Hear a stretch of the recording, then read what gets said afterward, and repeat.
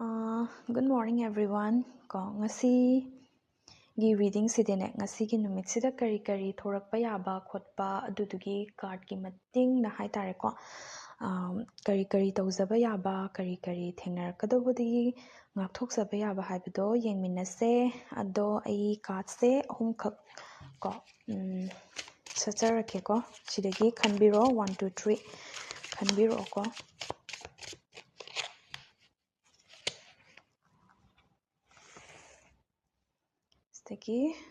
sina card number 1, sina 2, sina 3. Ado khanbiro si 1 2 3 sidagi khanbiro ko. Ado ai ones de han haujarage. Number 1 gi ko ngasi je kitang challenging oi ko ngasi gi numitche. Aduna khaira thabang mafamda kaida kitang somna tawruba matamda kitang ayet apanbagumba thorakpa yai ko mi yaningdaba adegi di somna tawrakpa matamda yaningdaba ayet apan hai tare ko adumba thorakpa yai ngasigi se ado yarigei di kai tare kitang active oibiyo ko isare kitang active oibiyo ado degi mi khana chaina bayaba mong ko lakpa taragadi avoid tawbiyo ko yawbirunu ko mari yanaba khotpa aduga ngkhatnaba sangatnaba gumba yawrakaduba matangumba thengna taragadi ko yawrak adi kitang thaidoga leibiyo ko aduda yarige yawbiganu ko ngasigi nimitse ado ngasigi nimitsida ko tawjaba yaba ko fanabagidamagta tawjaba yaba hairagadi khoigi brown machugumba adagi khoigi grey color gumba fironse ngasi se setpiganu ko ado adegi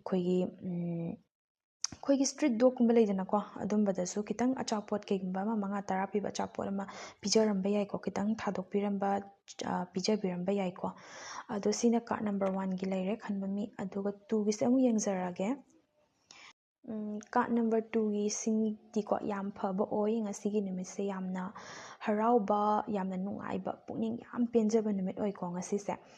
aduga kainoma tawba khotpa matamdasu ne khoigi yamna mai pakpa yamna kai tare pukning yam penjabado tawningiba poto khoigi fazana tawba ngamaga fazana mai pakpagi yam harauba nungaiba adumba oi ko aduga hena fanaba kai tawjaba yagi haragadi khoigi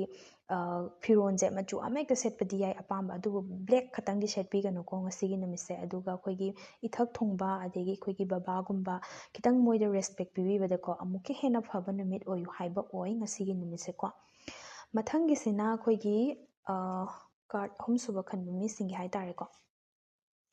ahum suba khanba mi singi oina ngasi se khoigi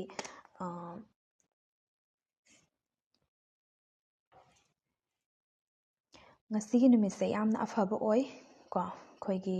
kai hai tare kainoma tawthokpa matamdane yamna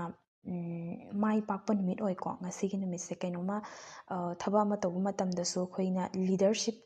ki moong thai tare ko chachaba matamda ko hena mai pakpa oiba yaba ngasi se piri ko adegi paisa nungsa lakadoba khotkadoba leitaragadi ngasi se paisa nungsa kara lao haiba lei ko yam abundance oiba numit oyu haiba lei yamna afaba numini ko ngasi se sigi pile 3 khanbiriba ko khaidi card 3 khanbiriba mi sing hai tare ko yamna success oiba prosperity achievement lei haiba numini ko ngasi numitse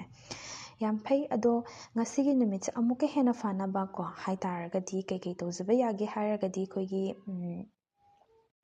green machu haipet changba or green color haizu yai ko ado firon setpiyu adugumba firon setpiyu ado afaba oini hai tare ko adegi khoigi ithak thongba khoigi ichegumba natragani ichegum labigumba dagi ko mokhoidagi khoigi blessing gumba ni bidasu ko ngasi se hena afaba oyu haiba lei sini ngasigi kari tawba thengnarakpa yaba kai tawjaraga phagadagi haibado adudugi message ni card ki matung ina ado ngasigi reading se nungaibra nungaitabra haibado khoigi comment ta haibiramo ado mathangda topic amaga amuk pura lakjage ngasigidi thank you for watching